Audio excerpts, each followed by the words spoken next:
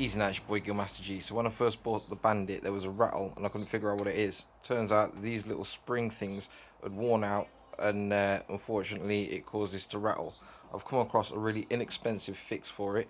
So if you get the end of a cable tie and you bodge it in, then it holds the flaps down just enough to stop it from rattling.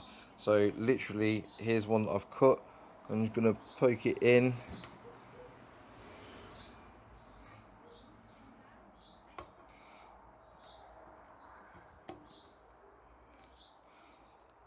So now, like that, I'll try and situate it a little bit better.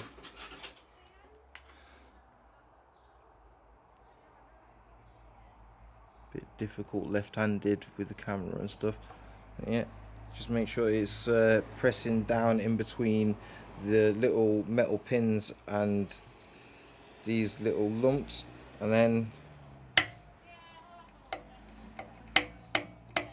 holds it tight. So for like 10p, fix the problem, no rattle. Sound. I hope this helps. Peace.